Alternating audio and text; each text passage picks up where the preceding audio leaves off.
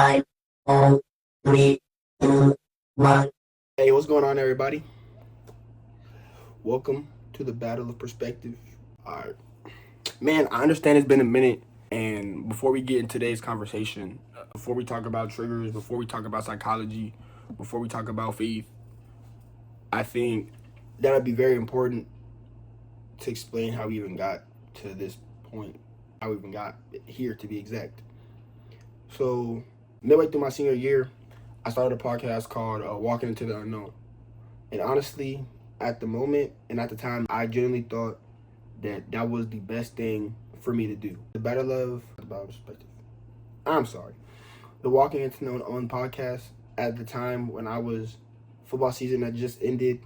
I'm trying to figure out my life. I'm trying to take steps into stuff I know I'm not supposed to be doing or like I haven't done before. So I'm trying to walk into this unknown. And like I said, when you're lost, but not completely lost, but searching for like your purpose, searching for your identity, searching for like an understanding, I had to eventually realize that at first this podcast was me just speaking from my own perspective and what I had lived. There was no research, there was no deep reflection, just thoughts from me being in high school, living my entire life while trying to understand life, but still literally while I was still living my life, if you know what I'm saying.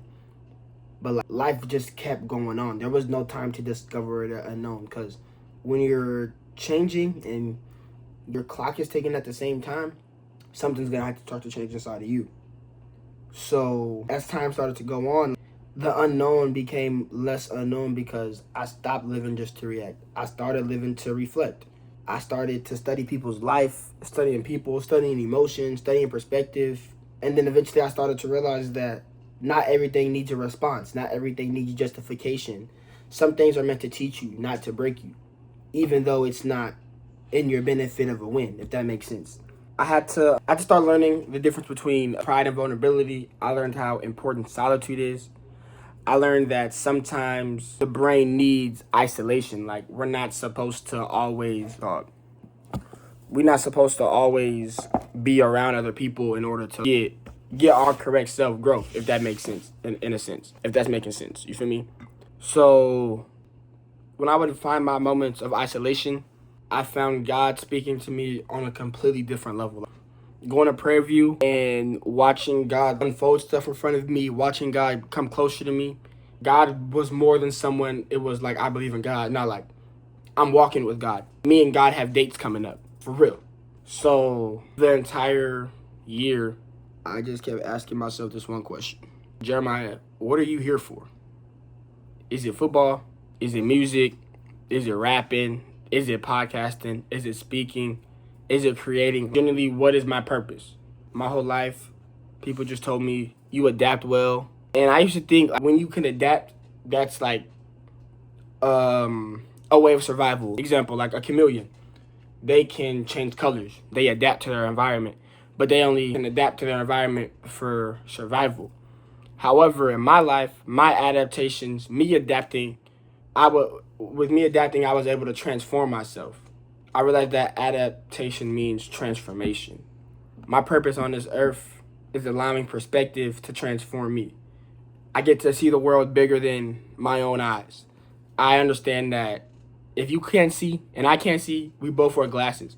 So sometimes let me see through your lens of the glasses. Understanding that every person around me literally has a story just as deep as mine. The Sonder, y'all know what Sonder is? Everybody has pain. Everybody has battles. Everybody has perspective. And then eventually I realized something. This generation is fighting a battle every single day. And that's the battle of perspective. Pride versus vulnerability. Fear versus faith. Reaction versus reflection. Pain versus purpose. And sometimes the only way out is the truth. So with all that being said, instead of Walking Into the Unknown podcast, this is no longer just a podcast. I believe it's growth, it's reflection, it's transformation through life experiences, psychology, the Bible, and whatever God places on my heart. I'm not really here to lecture. I want to create conversations that make you think deeper on a daily basis. Because the motto of this podcast is, the way you think can either trap you or transform you. The goal for me is to definitely transform. However, another side goal is to bring the trap awareness. If we can identify our traps in our life, the stuff that's keeping us where we are, we'll be able to transform. But it's like if we're going to walk over the trap and act like it's not there, the trap is always going to get you. We can see that in movies plenty of times. So with all further ado, welcome to the Battle of Perspective podcast. I'm your host, Jeremiah Jackson. And one of the biggest lessons that brought me here today is the first battle we're going to fight as a team, and that's the battle within. Most people live just to justify their emotional reactions, and because of that, they create battles with more people. Example, like your boss, your relationship, your family, the money, the struggle, the long suffering. But the biggest battle you'll ever fight is the first battle that always comes without us even thinking about it, and that's being aware of what's going on versus your reaction. So pretty much the biggest battle you'll ever fight is between your awareness and your reaction. Because when you are aware of what's going on, that then creates choice. And choice changes everything. Once the power is in your hand, you have the power of choice to make a good or bad decision. Not even going to bring God into this too much. I'm just going to talk about the human being aspect of making a right or wrong decision. When you are aware of the decision you are making, that then becomes power. AKA where we're going to go, our power today is going to be self-control. Because that's one of the biggest things that we tend to lose as we are unpacking our life. However, many times these emotional reactions are actually triggers, and triggers are way deeper than emotions. A trigger is not happiness, a trigger is not sadness, a trigger is not anger, a trigger is not you being alone. Triggers are deep rooted in trauma. They're connected to fears, wounds, insecurities, trauma again, past experience, and patterns that have to go unaddressed in order for you to live your everyday life as a youth or even as an adult. Sometimes we avoid our triggers on purpose, not because they're weak, but because facing our triggers is uncomfortable for our life. And discomfort is something that most people spend their life avoiding. I got a question for y'all though. Have you ever caught yourself overreacting to something small? Someone says one thing and it ruins your entire day. Someone takes too long to text back and now you're creating stories in your head. Someone gives constructive criticism and now you immediately become defensive. Someone ignores you and now you feel rejected. If you've experienced that, there's a good chance that reaction wasn't about the present moment. It was about something older than the moment. And that's what we're going to talk about today. Because our triggers are not our enemies, they're our mirrors. And a mirror reveals what still has power over you. As you look into the mirror and you take a deep look into the mirror, you begin to see your imperfections, the insecurities, the pimples, the wounds, the patterns. However, here's the reality of it all. When you're looking into your mirror, you're human, which means that you're not perfect. So the question then becomes, will you try to understand what you see or will you continue to avoid it? Because that decision determines whether you grow. Let's start by answering one simple question. What exactly are these triggers in our mirrors? In psychology, being triggered is an overwhelming emotional response that causes the brain to register danger. However, on the biblical side, a trigger can be viewed as a heart check, something that reveals an unhealed wound or spiritual struggle and provides an opportunity to invite God into that area. All right, so how do these two connect? Neither perspective of a trigger says that you're weak. Neither perspective of a trigger says that you're broken. Both perspectives of a trigger, both from the psychological, it's gonna be a journey. The psychological perspective and the Bible perspective both point towards awareness, reflection, healing, and growth. Because, like I said before, triggers are not a sign of weakness. It's information, it's feedback, it's a signal. And understanding these signals might change your life. They might just indeed change your life. I want to think of triggers as a smoke detector. I got a couple analogies and I got a personal reflection, and then we'll be done with this episode, I promise. But I just want to try to think of triggers like this. Think of triggers like a smoke detector that goes off at everything. However, a smoke detector was created for a purpose. It was created to protect you, to warn you, to keep you safe from all the danger, from all of the fire, the smoke, the pain, the embarrassment, the rejection, the hurt, the trauma. The problem right now isn't the smoke detector. The problem is what happens when it stops recognizing the difference between real danger and real life. Over time, because of experiences, pain, fear, unresolved wounds, the smoke detector starts to treat everything the same. Now everything feels dangerous. Someone raises their voice, your smoke detector in your heart is going off. Someone takes too long to text back, it's going off. Constructive criticism, it's going off. Being ignored, it's going off. Feeling disrespected, it's going off. And before you even realize what's happening, your emotions are already responding. And I want y'all to know sometimes that's just completely out of your control. That's exactly how your nervous system works. Many times it reacts before it fully processes. Have you ever had one of those moments where somebody said something and immediately you felt attacked? Immediately you felt hurt? Immediately felt defensive? And later, hours later, maybe even days later, you realize they probably didn't even mean it like that. But by then, the reaction already happened because the trigger got there first. And that's what makes triggers dangerous. Not because they exist, but because most people don't realize they're happening. Most people think they're reacting to the present. And in reality, they're reacting from something from the past. Which is why instead of saying something inside me got activated, we say they made me feel this way. Now, don't get me wrong. People can absolutely hurt you. People can absolutely disrespect you. People absolutely can do you wrong. But sometimes the reason something hurts so deeply is because it touched the wound that was already there. That disrespect has just been built up for so long. Now it's to the point where someone says something to you, now you gotta go off. Because who was you talking to, yo? Why are you talking to me like that? No, but you feel me? But that's just what it comes down to. And if we never address those wounds, it starts controlling our behavior, which is why you probably don't even want to go off like that. You probably dressed nice, looking good, smell good. You probably having a great day. Someone said one thing to you, and that disrupted your entire day. Now people shut down without knowing why. You're pushing good people away. People avoid difficult conversations. People start self-sabotaging opportunities. People become defensive before anybody attacks them. And it's like, all that stuff seems natural because the nervous system loves patterns. The nervous system loves this word I'm going to call comfortability. Patterns create something that's going to be familiar. When it's familiar, it creates comfort. And comfort creates you being predictable. Even if the pattern is unhealthy, that's why people stay stuck, because the nervous system would rather choose familiar pain than an unfamiliar future. And that's one of the biggest lessons I've come to learn. That after the smoke detector is abused and used, now that you feel like the smoke detector's going off, you creating a story that someone pulled the fire alarm and that's why the smoke detector's going off. So now it's like the trigger is pulling the fire alarm, and now your mind is creating a story after that just to justify that reaction. I'm gonna say that one more time. The trigger, it pulls the fire alarm.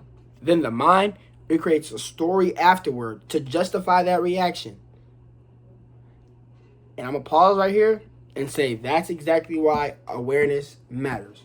Because when you're aware of a cycle, it's easy to stop. When you're aware of a pattern, it's easy to disrupt the pattern. And you know, in life, you see a pattern, you're like, oh, I don't want to mess that up. But I want you to know, as you get older, sometimes you're going to have to mess up a pattern because that pattern worked at 15. But that pattern's not going to work at 17. The pattern's not going to work at 18. It's not going to work in a different environment. So when you're aware, awareness gives you a chance to pause. Awareness gives you a chance to think. Awareness gives you a chance to respond. And a response is completely different from a reaction. I'm going to say that again. A response is completely different from a reaction. Reactions are automatic. A response is intentional. A reaction is emotional autopilot. A response is awareness. That's why one small pause changes everything. When you feel yourself becoming overwhelmed, pause. When you feel yourself becoming defensive, pause. When you feel yourself becoming angry, just pause.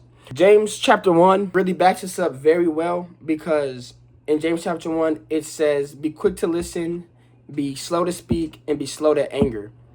And I feel like this pause can definitely help us be slow to speak and being slow to anger. Because the feeling, it's not to ever make you seem like your feeling isn't real, but because the feeling doesn't always tell the whole story, the pause creates a space between the feeling and the response. Once you take a pause, even when you're mad, even when you're angry, that pause generates a level of thinking that the brain needs to, it's like, I want to put it like this. It's like you get an email. The email goes through this process of like, is this a spam email, or like, do I need to make sure this is highlighted so they can see it? And I believe that's what the pause does. Granted, in the spam email, it's probably saying a lot of stuff that sounds great, that sounds overly elite. But what does the important email need to say? How are you actually feeling in the moment, to the point where your anger is not going to matter because you don't even feel mad? Whole time you're confused. Whole time you're a little sad. Whole time you just want clarity to make sure that somebody wouldn't do you like that because someone's done you like that in your past. So that pause creates a space between the feeling and the response. And that space between the feeling and the response is where growth lives. Now, here's where it gets interesting, because every trigger usually comes with a coping mechanism. And over time, these coping mechanisms become justification. Some people use anger. Some people use avoidance. Some people use humor. Some people isolate. Some people overthink. Some people seek validation. Some pretend they don't care. Some put everything to the side, everything underneath. But underneath all those responses, there's usually something deeper asking to be understood. And that brings me to the actual concept that helped me understand all this. Hear me out. Mortal Kombat. In Mortal Kombat, the fighters could not unlock their full power until they confronted something inside themselves. Fear, anger, control, insecurity, abandonment, vulnerability. No matter how talented they were, how smart they were, how strong they were, how much power they already had, they still had an internal battle to fight to unlock their full power. And now I want to add this. A lot of times in life, you feel yourself not succeeding because you're not trying to unlock your full power. When I think of this Mortal Kombat analogy, it's way deeper than just niggas playing Mortal Kombat. No Mortal Kombat fighter has the same power. And if they do, they use it in a different way. God has designed every single one of us to be a completely different person. Your internal battle is going to unlock your internal purpose. You have to go face your internal battle, not someone else's battle. You can't carry someone else's burden and think you're going to get their power. No, that's just not what it is. So they had an internal battle to fight. And honestly, real life isn't much different, because at the end of the day, we all want to gain a sense of self-control. But I told y'all self-control was power. We all want to gain a sense of self-control and power. Example, confidence, discipline, purpose, leadership. But before we unlock any of those things, we have to confront whatever is standing in the way. And that's why the Battle of Perspective is a great name, because I believe that everything has two sides. And if you're not aware of both sides, you can choose the wrong side. And most of the time, when you're fighting in your life, it's not about another person. It's something that's unresolved inside of you. And that's why understanding your triggers is important, because every trigger is pointing towards something. Every trigger is teaching something. Every trigger is revealing something. Now the question is, are you willing to learn from your triggers? And if the triggers are connected to wounds, patterns, fear, insecurity, then the next question becomes, why does this generation seem more triggered than ever before? Well, let's talk about it. This generation is triggered because I believe we've allowed distractions to disguise themselves as comfort. And every distraction comes with a justification. The modern day world today forgot how to sit still. We're a naturally overstimulated country. We're a naturally overstimulated world. We're overloaded, we're distracted, we're constantly consuming, we're constantly scrolling, comparing, reacting, watching, consuming, scrolling, comparing, reacting, watching, consuming. Literally, it's the same thing over and over again. And because we're constantly consuming, we rarely stop long enough to understand ourselves. it's so easy to understand other people because your focus has always been other people. The culture has lost the ability to self-reflect. And we're losing, and because we're losing reflection, we're becoming controlled by reaction. Hold on. And because we're losing reflection, we're becoming controlled by reaction. To the point where we've become the audience of our own lives. Think about it. On a different level though. A movie. Usually I would be in the audience of the movie watching the main character. As me being in the audience, I'm watching the performance. I'm judging the actor's performance. And whatever he does, I'm reacting to it. However, the actor that I'm watching, they have to study that role. Actors spend time understanding the character, understanding their motives, understanding no way. Understanding the emotions. It's alright, bro. Every video not gonna be perfect. It's cool. Understanding the emotions, understanding the storyline, the story arc. So my question is, when is the last time you studied yourself? When was the last time you sat with your thoughts?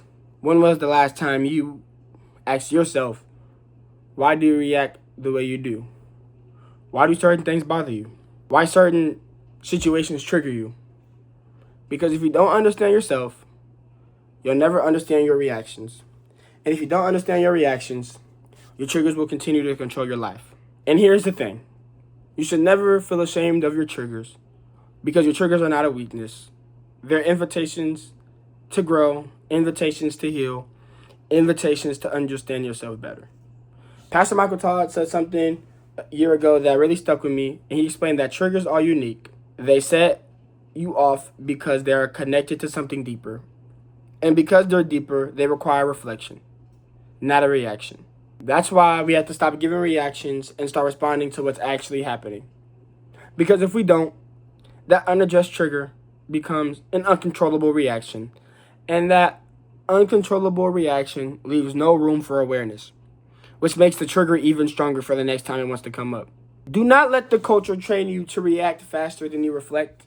Do not let the culture build you into someone who reacts to everything.